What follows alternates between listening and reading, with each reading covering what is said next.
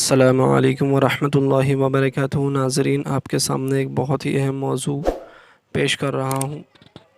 گھروں کے تمام افراد کا صرف ایک قربانی کرنا کافی نہیں۔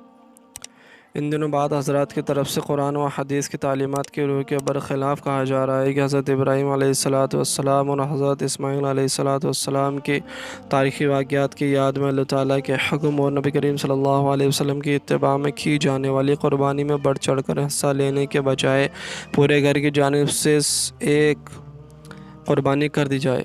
یہ حضرات اپنے قول کے دلائل پیش کرتے ہیں کہ بعض صحابہ کے نام اپنے گھر کی طرف سے ایک قربانی کیا کرتے تھے، حالانکہ قرآن و حدیث کی روشنی میں پوری امت مسلمہ کا اتفاق ہے کہ شریعت اسلامیہ میں قربانی کے ایام میں زیادہ سے زیادہ خون بہانا مطلوب ہے۔ ان موضوع پر چند نکات پر روشنی ڈالنا مناسب سمجھتا ہوں۔ پہلی بات عرض ہے کہ بعض صحابہ رضی اللہ تعالیٰ عنہ کا گھر کی طرف سے قربانی کرنے کا تعلق نفلی قربانی یا قربانی کے ثواب میں دوسروں کو شریک کرنے سے ہے، کیونکہ قرآن و حدیث سے قربانی کا واجب ہونا ہی معلوم ہوتا ہے۔ اللہ تعالیٰ نے قرآن و کریم میں قربانی کرنے کا حکم دیا ہے اور حکم عموماً طور پر وجوب کے لیے ہو جاتا ہے۔ نیز نبی کریم صلی اللہ علیہ وسلم سے کسی ایک سال بھی قربانی نہ کرنا ثابت نہیں ہے۔ قربانی کے استطاعت کے باوجود قربانی نہ کرنے والوں کو حضور صلی اللہ علیہ وسلم نے فرمایا ہے کہ وہ عید گاہ کے قریب بھی نہ جائیں۔ اس نوعیت کی وعید واجب کے چھوڑنے پر ہی ہوتی ہے۔ حدیث مبارک میں وارد ہے کہ حضرت محمد مصطفیٰ صلی اللہ علیہ وسلم امت کے ان احباب کی طرف سے بھی قربانی فرمایا کرتے تھے جو قربانی نہیں کر سکتے تھے۔ ظاہر ہے کہ اس سے قربانی کے ثواب میں دوسروں کو شریک کرنا ہی مراد ہے۔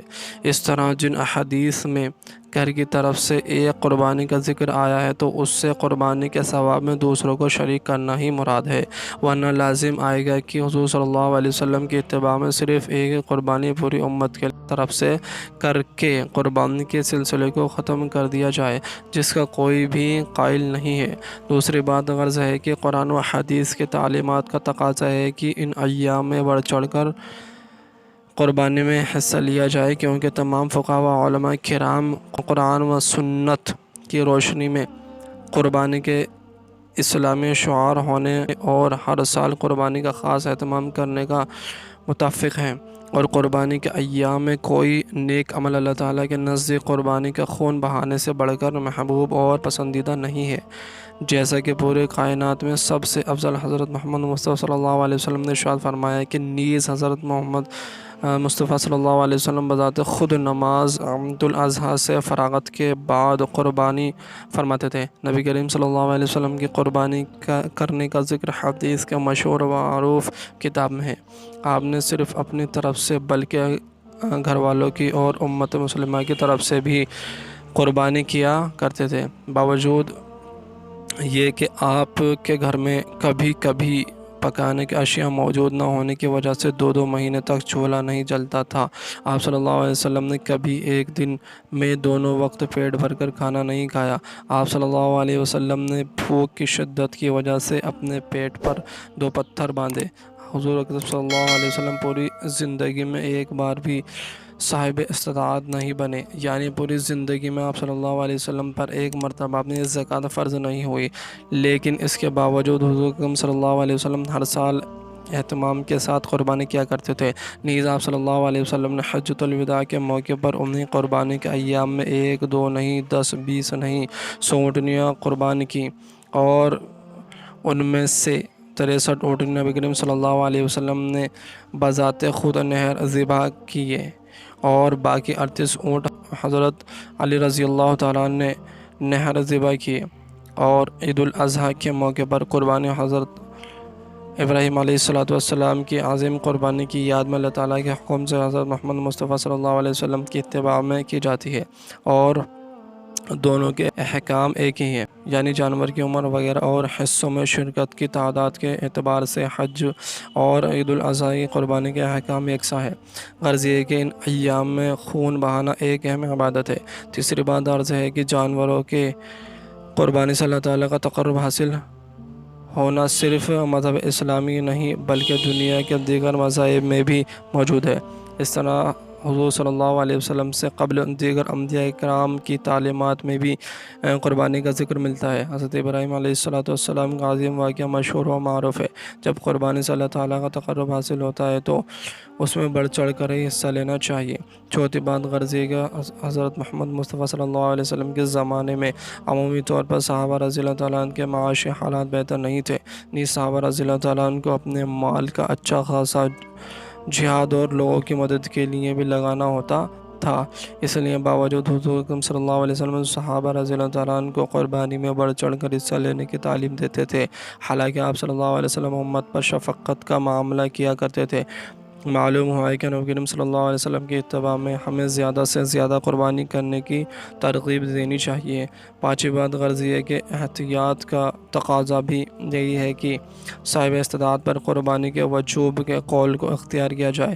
چنانچہ صحابہ اور بڑے بڑے تابعین کی صحبت میں قرآن و حدیث کا علم حاصل کرنے والے حضرت امام ابو حنیفہ رحمۃ اللہ علیہ اور اسی طرح احناف نے قرآن و حدیث کی روشنی میں ہر صاحب حیثیت پر اس کے وجود کا فیصلہ فرمایا ہے۔ حضرت امام مالک رحمۃ اللہ علیہ بھی قربانی کے وجود کے قائل ہیں۔ حضرت امام احمد بن حنبل رحمۃ اللہ علیہ کا ایک قول بھی قربانی کے وجود کا ہے۔ علامہ ابن تیمیہ رحمۃ اللہ علیہ نے بھی قربانی کے واجب ہونے کے قول کو ہی راجح قرار دیا ہے۔ جواہر العقلین شرح مختصر خلیل میں حضرت امام احمد بن حنبل رحمۃ اللہ علیہ کا موقف تحریر ہے کہ اگر کسی شہر کے سارے لوگ قربانی ترک کر دیں تو اس سے قتال کیا جائے، کیونکہ قربانی اسلامی شعار ہے۔ آخری بات غرض یہ ہے کہ قربانی کا مقصد محض غریبوں کی مدد کرنا نہیں ہے، جو صدقہ و خیرات سے پورا ہو جائے گا۔ قربانی میں مقصود جانور کا خون بہانا، یہ عبادت اسی خاص طریقے سے ادا ہوگی۔ محض صدقہ و خیرات کرنے سے یہ عبادت ادا نہیں ہوگی۔ نبی کریم صلی اللہ علیہ وسلم اور صحابہ رضی اللہ تعالیٰ عنہ کے دور میں غربت دور حاضر کی نسبت بہت زیادہ تھی۔ اگر جانور ذبح کرنا مشتمل عبادت نہ ہوتی تو نبی کریم صلی اللہ علیہ وسلم اور صحابہ رضی اللہ تعالیٰ عنہ جانور ذبح کر کے بجائے غریبوں کی مدد کرتے، مگر تاریخ میں ایسا ایک واقعہ بھی نہیں ملتا۔